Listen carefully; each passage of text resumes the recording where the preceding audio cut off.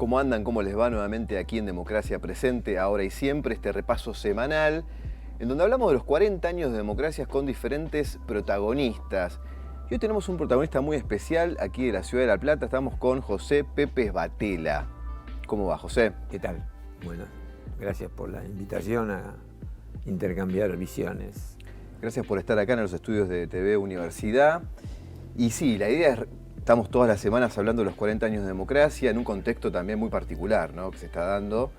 Y vamos a hacer un recorrido cronológico por tu vida, tomando algunos hitos y también hablando de las cosas que pasaban en el país en esas épocas de tu juventud. Vamos a arrancar con el año 91. Estamos en plena campaña de elecciones y vos fuiste candidato a intendente por la lista de Saúl Ubaldini en ese año. Sí. ¿Qué recordás de esa experiencia? Bueno, en primer lugar, el marco en que se dio, donde estábamos los que veníamos del peronismo y habíamos sobrevivido a los 70, digamos, a la derrota del golpe militar del 76, empezamos una reconstrucción con la renovación peronista y demás. Volvimos a entrar en el juego político con Cafiero. ¿En el 87? En el 87. Primero gobernador. Claro, Cafiero gobernador. En el 85 hay internas donde Cafiero se presenta en contra de Herminio Iglesias. Bueno, ahí se forma el Centro de Estudios por la Renovación Justicialista, que aglutinó a una cantidad de sobrevivientes que ya estábamos en la docencia y estábamos reinsertándonos en la vida civil, porque veníamos de militar fuerte en el 76 y no se sabía cuántos quedábamos, digamos. Entonces empezamos a armar eso y con ese esquema es que se accede al gobierno de Cafiero, y yo soy funcionario de Cafiero, ¿no? Fui director de renta de Cafiero y de lo que es ARBA hoy, y eso me sirvió bastante como para poder encaminar la profesión de economista, que había quedado medio, digamos, perdida en la militancia política de los 70.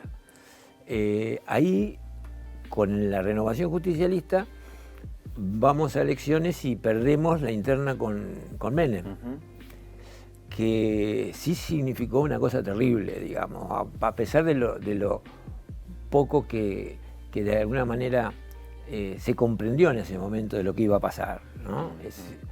La derrota en la interna de Cafiero hace que para el 89 venga Menem y con un discurso transvertido, digamos. Él mismo lo dice: si hubiera dicho lo que iba a hacer no ganaba las elecciones. Formamos parte de la estructura que ya estaba en la provincia gobernando en el 89. Y en esa situación, en el 91 terminaba el mandato de Cafiero. Claro, estaban desdobladas, digamos, no era en el mismo año que se votaba presidente, intendente y gobernador, sino que 2 años después, en el 91 fue. Claro, en el 91. Pero el esquema de Menem ya estaba claro. Y yo había sido funcionario estando con Cafiero. Cuando gana Menem, me llevan a la Nación y soy director de la DGI en ese momento, por el lado de lo que sería la renovación. Y por otro lado estaban los riojanos, que eran el menemismo, digamos. Podemos decir que en ese momento entonces estaba el candidato de Menem, que era en La Plata Julio Alac, sí, y el candidato de Cafiero, que eras vos. Claro. Algo así. Sí, ponele. Sí, aparte de eso, fue una ruptura fuerte, digamos. Pero... Y lo que son las vueltas de la vida, ¿no? Porque ahora, año 2023, Julio Alac tiene posibilidad de ser intendente, es candidato ahora en las elecciones. Sí.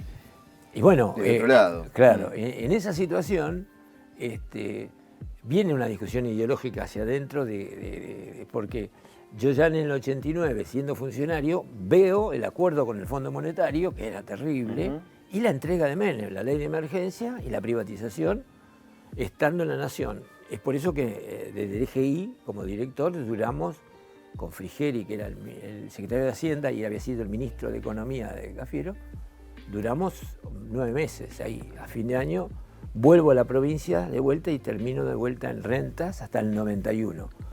En el 91, mi decisión personal fue, pues se venía a venir Valde a la provincia, pero también se veía que estaba el acuerdo con los grandes grupos económicos concentrados de la Argentina, por el lado de Menem, estaban los BOR en el Ministerio de Economía,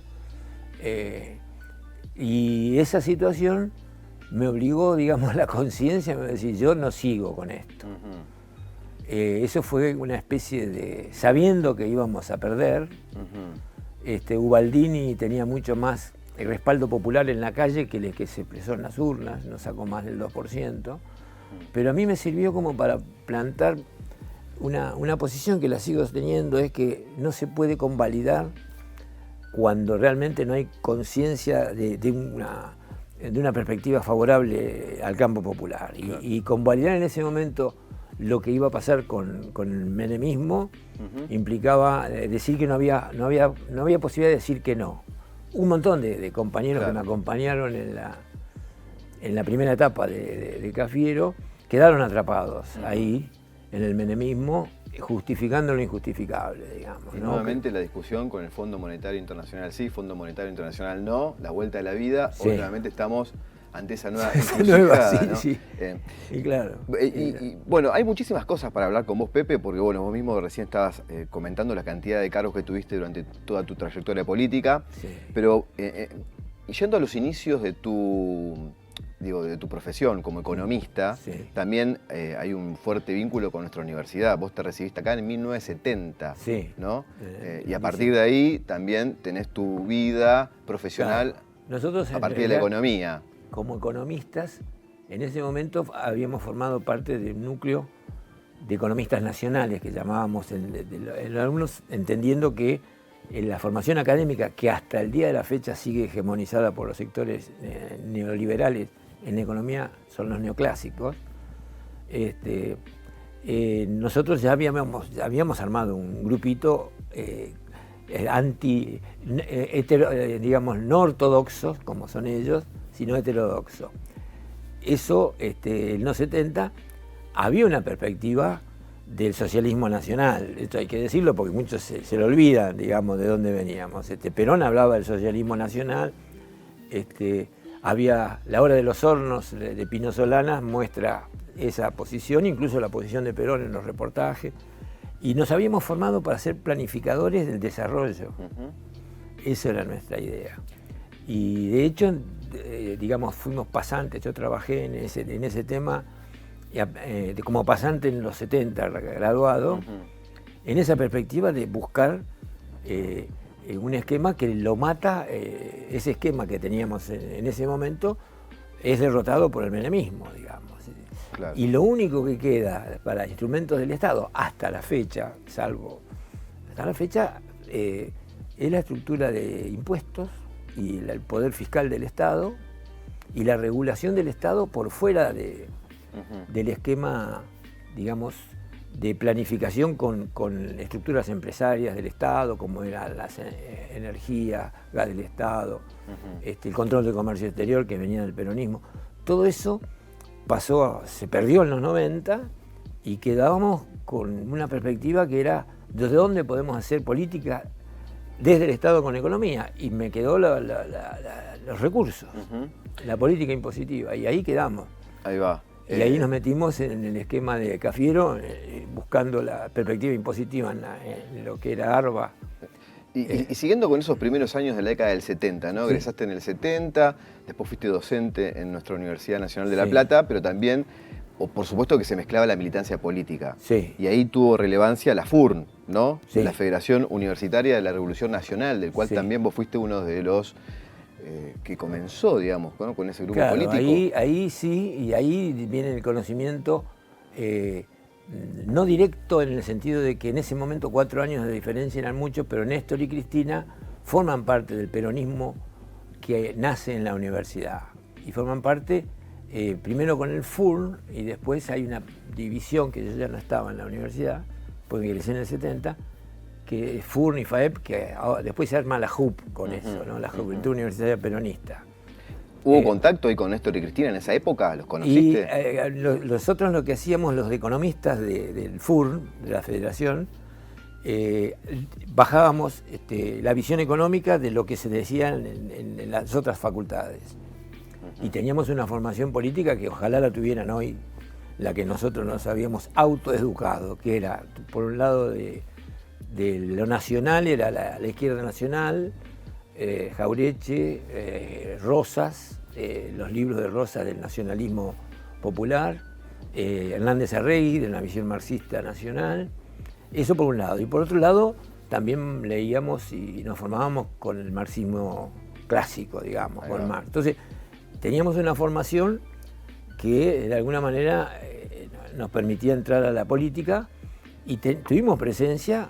Toda esa presencia después termina en el 73 con la Juventud Universitaria Peronista, los que de alguna manera pudieron generar una cuestión que, mira, ahora mañana creo que es los 50 años de la JUP. Ahí va. Sí. Wow. La semana, sí. Los 50 años de la JUP, sí. Que son varias generaciones que se fueron formando. Néstor y Cristina fueron parte de esa. Claro. Y esa es la confianza política, digamos, que uno le tiene, a pesar de que no existe el nivel de intercambio de posiciones políticas o la orgánica que había en esos momentos, pero la formación de Cristina y de Néstor es la que tuvimos en ese momento, y la visión política de qué hacer sale de esa formación. Yo creo que eso es muy importante y siempre, digamos, rescato la capacidad de formarnos con una visión más o menos homogénea, que de alguna manera proyecta después esa vida en la acción política que le toca a uno, ¿no? Claro. Ya vamos a retomar en el segundo bloque lo que tiene que ver con tu acercamiento con Néstor, con Cristina, en funciones públicas a nivel nacional. Sí. Pero te propongo muy rápidamente un salto temporal hasta la década de los 90, después de lo que venías hablando de Cafiero, la elección del 91 de Duhalde gobernador y ese acercamiento que tenés con el gobierno de Duhalde en el Ministerio de Seguridad con León Arranián y esa purga que se quiere hacer en la policía bonaerense después de las políticas de gatillo fácil y los casos de tanta violencia institucional. ¿Qué te quedó de esa época? ¿Qué te acordás? A mí me queda, fue como hacer la colimba de vuelta, digamos, fue porque nosotros veníamos de haber salido del gobierno en el 91 y vivir privadamente de la docencia o de lo que pudiera hacerse. Ahí fundamos el Instituto de Estudios Fiscales y Económicos, que en realidad era un absurdo porque nosotros defendíamos el rol del Estado, pero habíamos quedado fuera del Estado. Y el Estado y la administración del Estado la enseñaban los liberales acá, la Facultad de Ciencias Económicas. López Murphy, Cafiero, López Murphy, Stusenege, todos estaban acá y siguen estando, ¿no? Pero bueno, en ese esquema, al entrar sin tener función pública, aparece cuando Duhalde dice es la mejor policía del mundo, y pasa lo de, digamos, 2 o 3 situaciones. Miguel Bru, la desaparición de Miguel Bru. Más ahí. Núñez. Bueno, un montón de casos de violencia institucional, ¿no? Y la decisión de intervención se toma preparando un proceso electoral a futuro que tenía que despegarse Duhalde para mí. Después de lo que fue lo de Cabezas también, claro, ¿no? Sí, lo de Cabezas fue terrible ahí. Claro. Y entonces se arma un equipo que lo arma Lucho Lugones. Ahí va. Antes de que apareciera Lanián, primero hay que desembarcar. Eso en diciembre del 97 se desembarca. La Navidad esa, el fin de año del 97. Claro. Antes que venga Lanián. Primero hay una purga, se echan a 250 comisarios y hay que entrar a la jefatura después de echarlos, que es una situación violenta en el sentido de que era, para mí, yo lo cuento como una visión, digamos, de película mexicana. Era un cuartel mexicano eso. Era un cuartel mexicano porque era impenetrable, no había entrado nadie de la democracia ahí. ¿Y no se pudo completar ese proceso? No, lamentablemente no. Pero estaba las fotos estaban de todos los torturadores, estaban ahí, los que habían sido Smart, Mobujan, todos los que habían sido funcionarios del proceso estaban todos instalados ahí con las fotos. Todavía estábamos en el 97, habían pasado años del 83 de la democracia. Pepe, vamos a una pequeña pausa y Muy seguimos bien. charlando, ¿te parece? Sí, sí. Gracias. Bien.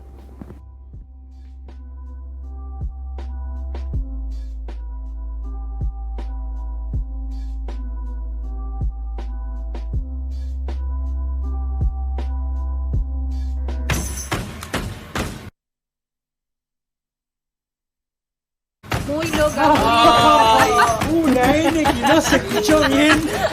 Una N que no se escuchó. Estamos haciendo la televisión de ahora, la que se mira en el celu. Muchos menos en el plato. Barrio Meridiano y Bienvenidos a Objetivo Universidad. ¿Va? Estamos en Instagram, Facebook, en TikTok, Twitter. En YouTube y en Twitch. Soy médico veterinario. soy licenciada en nutrición. Soy odontólogo. Queremos hablar de educación. Esto es Otras Crónicas y hoy estamos en el puerto La Plata.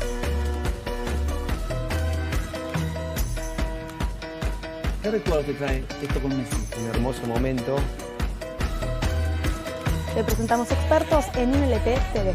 UNLP.tv, el canal de la Universidad Nacional de La Plata. Un nuevo mercado emerge desde el edificio donde funcionó el histórico Bazar X. Baxar Mercado, tu punto de encuentro en la ciudad. Baxar Mercado, calle 51, entre 5 y 6. Nos cruzamos por ahí.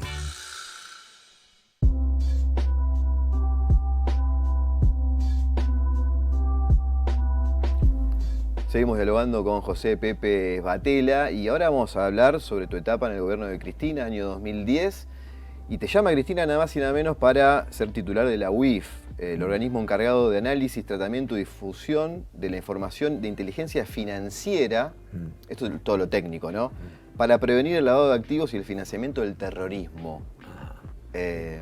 Bueno, qué experiencia, ¿no? Sí, ¿Cómo llegaste ahí? Bueno, yo llego porque, de alguna manera, cuando Néstor decide que va a participar en el proceso político y salir de gobernador, se arma una reunión con digamos, los que éramos sobrevivientes del FURN acá, y teníamos algún grado de contacto con él, sabiendo lo que pasaba, lo veíamos a Néstor como una perspectiva, digamos, para el año 2007, pensábamos, no el 2003, se arma, digamos, lo que era una corriente, la corriente. Se arma un grupo que se llama La Corriente, que empezamos a aparecer con una perspectiva nacional a disputar dentro del peronismo una vertiente que recuperaba nuestra historia, digamos, política del FURN, digamos, de esa época, pero ayornada a la nueva democracia que estaba en disputa y sigue estando, ¿no? Pero en ese esquema yo participo de la campaña de Néstor y luego participo como funcionario. Lo primero que hace Néstor, de alguna manera, mi rol ahí era la parte tributaria, porque venía como director de rentas de la provincia de Buenos Aires, pero él me pone, hay que acordarse que Néstor hace un acuerdo con Duhalde y queda la baña de ministro. Y si queda la baña de ministro, queda Abad, que era el director de la FIP de la baña, entonces a mí me manda a la aduana. A la aduana, primer cargo en el gobierno. Primer cargo de Néstor, soy director nacional de aduana. Después de ahí te fuiste, te peleaste. Con el problema mío era y sigue siendo, digamos, una visión antagónica con lo que Abad resignificaba, ¿no? Que después se vio cuando Abad fue funcionario de Macri y demás.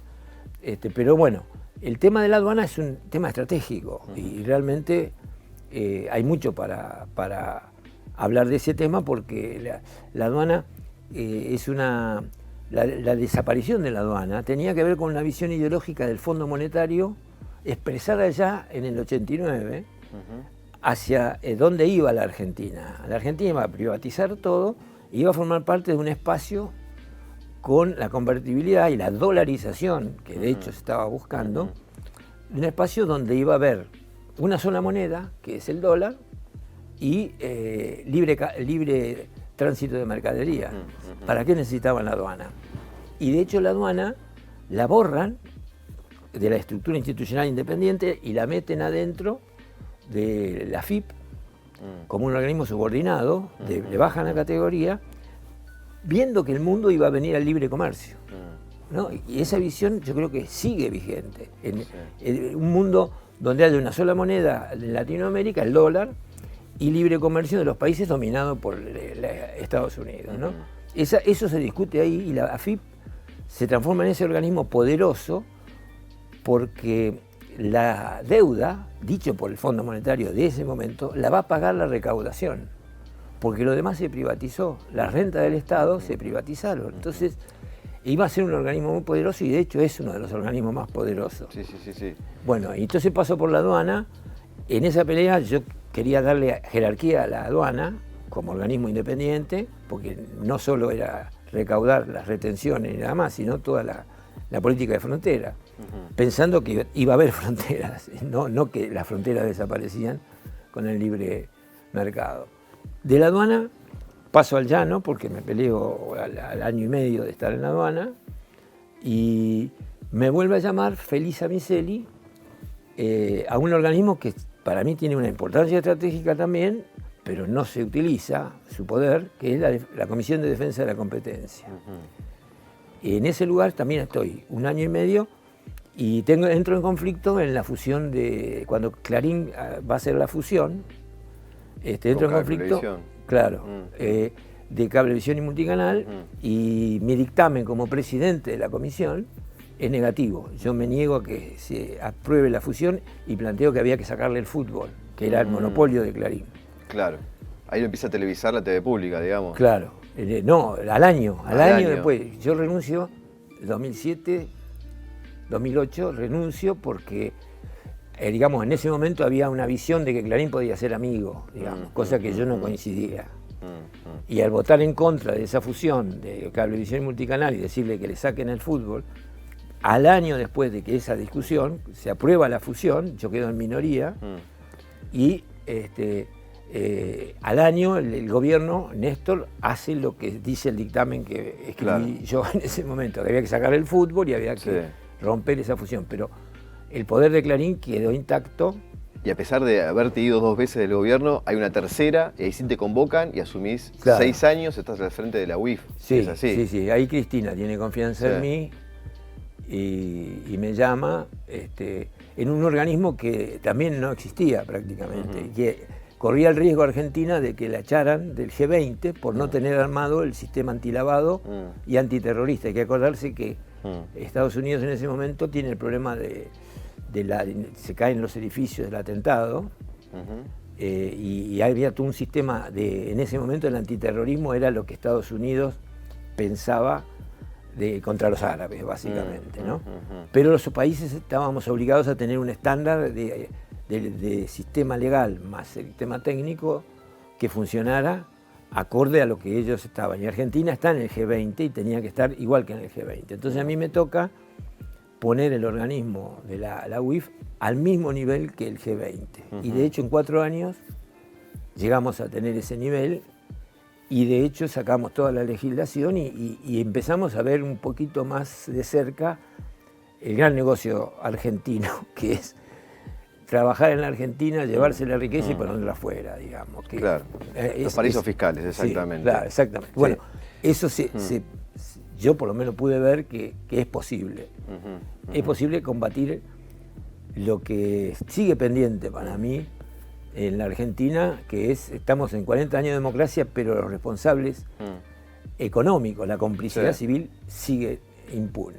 Y en esta relación entre el poder económico y la justicia, los poderes, tanto poder tienen, ¿no? Una vez vos dijiste una frase muy, algo por el estilo, Comodoro Pi es la ESMA, hoy es como la ESMA, donde se torturaba a los detenidos para que dieran datos a cambio de promesas, ¿no? Bueno, ¿cómo funciona? También, es como para mucho más tiempo, ¿no? Obviamente. Sí, pero bueno. Pero el vínculo entre Comodoro Pi, justicia, poderes económicos, Claro, Comodoro Pi se transformó por una decisión estratégica de Estados Unidos, no solo en Argentina, en Brasil, en Ecuador. Ellos pierden una pata que era el ejército, como instrumento de acción, de dominación, digamos. Y el ejército argentino prácticamente, por la lucha de derechos humanos y demás, y el enjuiciamiento, quedan como los principales culpables, y de hecho hay más de 1.200 presos del ejército. El tema es que el ejército fue un instrumento de los grupos de poder en ese momento. Y los grupos de poder, salvo excepciones que creo que son juicios que no pudieron terminar, en el caso de Blaquier, por ejemplo, es uno. Las responsabilidades civiles, ¿no? Las responsabilidades civiles. Era un poco lo que se iba a profundizar después del 2015, ¿no? Sí, había otro periodo de gobierno peronista, cosa que con Mauricio Macri después todas esas causas se desactivaron, ¿no? Se desactivaron y corremos el riesgo, estamos en el riesgo de que no se active. La impunidad biológica, porque nada, la gente se muere. Pero bueno, esa situación, que es un poco lo que a mí me motivó y me motiva, digamos, seguir es una batalla que no está perdida, porque los hechos son imprescriptibles. Los hechos que están ligados a la complicidad civil, donde hubo apropiación de empresas, hubo saqueo de familias, hay más de 600 causas de apropiación de bienes de detenidos desaparecidos pendientes. Una de ellas es Papel Prensa, para ser claro, y ellos saben, los de Papel Prensa, saben que si son probadas, como es imprescriptible el hecho de la apropiación bajo tortura de las acciones de Papel Prensa, junto con La Nación de ese momento, como son imprescriptibles, no prescriben los delitos conexos, que es la acumulación de dinero de Papel Prensa. Acá, si queda probable que es un acto de genocidio partícipe, con tortura a papaleo y a todo lo que queda, ellos quedan imputados y pueden ser decomisados. Claro. Ese es el horizonte al cual de alguna manera jugué con la UIF. Yo quise entrar como querellante en esa y en otras causas, con el argumento de que son imprescriptibles los derechos de apropiación del terrorismo de Estado. Y la ley antiterrorista, justamente, es parte de ese instrumentación legal que quedó, pese a la mala fama que tuvo la ley y la que tiene. Es una ley que de alguna manera engloba estos hechos, porque los terroristas de Estado, prófugos, quedaron bajo la posibilidad de aplicarle, y yo le apliqué la ley de antiterrorista a los militares prófugos. Había 70 en el 2011, de los cuales 18, cuando le congelamos los fondos por ser terroristas de Estado, cayeran presos acá en Argentina. Esto no salía en los diarios en ese momento ni nada, porque había mucha presión para no aplicar la ley de los propios compañeros de los derechos humanos por bronca de que la ley antiterrorista la habían hecho los militares primero, después Estados Unidos. Pero en la práctica, la discusión con ellos era y sigue siendo que cuando uno tiene el poder, lo tiene que ejercer. Porque no por no usarlo en función de que es una ley que puede estar con defectos y demás, ellos lo que dicen es, bueno, ¿qué va a pasar cuando no estemos en el gobierno? Y la verdad que los sectores civiles que estuvieron atrás del golpe y que tienen atrás del poder en Argentina, no les importa ni la Constitución, ni las leyes, ni lo que hay. Es decir, instrumentaron lo que vos me decías ahí, esta relación con un reemplazo de los militares, que son la justicia dicta a esa estructura de poder. Y reemplazaron a los militares con la cuestión, por eso, con el poder que de alguna manera les permite manipular a los presos, hacer lo que hacía Bonadío con los empresarios que iban presos, que prácticamente hacían una tortura psíquica o física para obtener datos y poder imputar al enemigo político, digamos, ¿no? Por último, Pepe, en esta actualidad seguís militando y este verano tuvimos la posibilidad de ir al Lago Escondido, a la mansión de Lewis. Nos quedan 2 minutos nomás. Pero bueno, la cuestión de la soberanía nacional puesta en el cuerpo de uno mismo, ¿no? Poniéndolo ahí. ¿Qué rescatás de haber ido al lago con tu edad, ¿no? ¿Cuántos años tenés, Pepe? 76. ¿Y cómo fue esa rescato experiencia? que me cuidé, digamos, porque me cuidé físicamente en el tiempo que me permitió hacer eso, que la verdad que me gustó lo que vivimos ahí, porque una cosa es hablar de la soberanía en documentos y en charlas, pero otra cosa es ir a poner el cuerpo al lugar donde está violándose la soberanía, ¿no? Estamos viendo una imagen, mirá, con Matías, no, nada más y nada menos.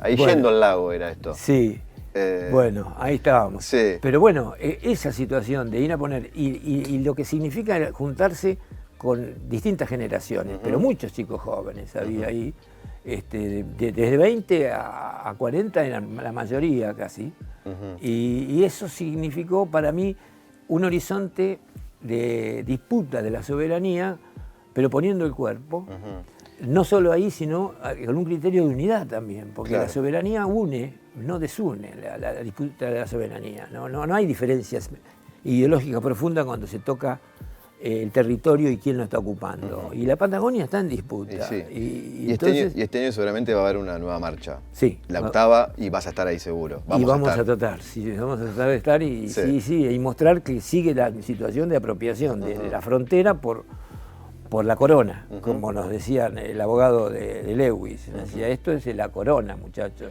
La corona y Malvinas está ahí. Y había una pista de aviación. Eso en cualquier momento es una situación de conflicto geopolítico. Digamos. Sí. Entonces, Malvinas es Argentina, lo escondido también. Es la bandera y una de las consignas. Sí.